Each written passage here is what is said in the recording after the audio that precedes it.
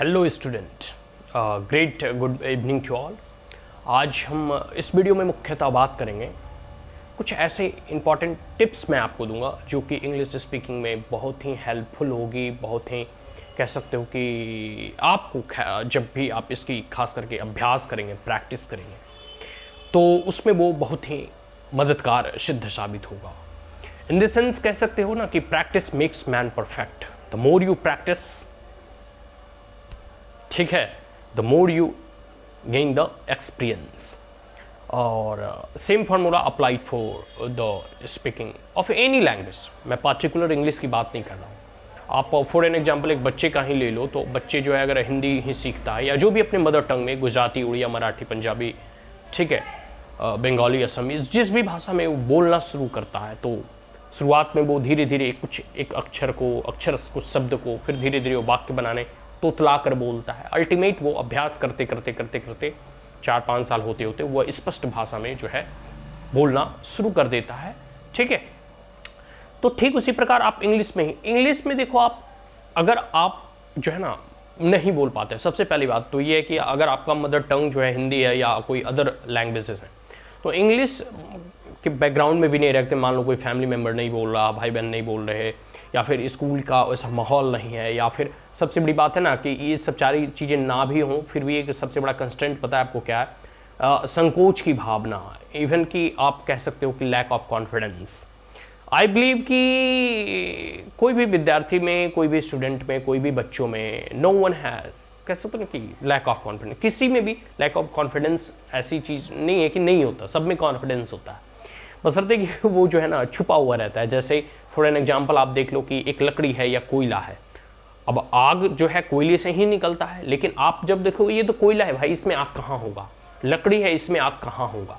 लेकिन वही जब आप उस कोयले को, उस लकड़ी को इग्नीट करते हो, उसे प्रज्वलित करने का प्रयास करते हो, तो उस परिस्थिति में फिर वो आग का रूप लेती है, वो कोयला भी जलना प्रारंभ होता है और जो है वो बड़े बड़े लोगों को जला भी सकता है, ठीक है। वो आपको जो है कह सकते हो कि ऊर्जा फिर प्रोवाइड कराता है। ठीक उसी प्रकार मैं ये नहीं मानता कि आप में कॉन्फिडेंस की कमी है, आप में प्रचुर मात्रा में और आप में भरपूर कॉन्फिडेंस है, बशर्ते है कि आपके पास वह अभिव्यक्ति के माध्यम जो है नहीं बन पाया है, आप अपने कॉन्फिडेंस को यूटिलाइज नहीं कर पा रहे हो, ठीक है।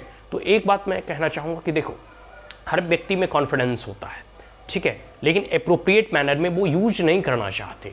कई बार आप देखोगे ना कि जो मतलब आपसे एकदम फ्रेंडली नेचर के होते हैं उनसे आप सभी बातें बोल पाते हैं, वहाँ हेजिटेशन नहीं होता, वहाँ आप ये नहीं सोचते कि मेरे अंदर लैक ऑफ कॉन्फिडेंस है। लेकिन the minute you face the crowd, लेकिन जब आप क्राउड को फेस करते हो, जब आप स्टेज पे चढ़ते हो, जब आप कोई ऐसे स्ट्रेंजर व्यक्ति से बात करते हो, जब कोई आप बड़े व्यक्तियों से बात करते हो, उस मिनट में आप जो है आपको लगता है, डर लगता है, आपको लगता है मेरे अंदर कॉन्फिडेंस नहीं है। तो मैं व्यक्तिगत तौर पे ऐसे मानता हूँ, कॉन्फिडेंस कुछ नहीं होता, lack of experience is called lack of confidence.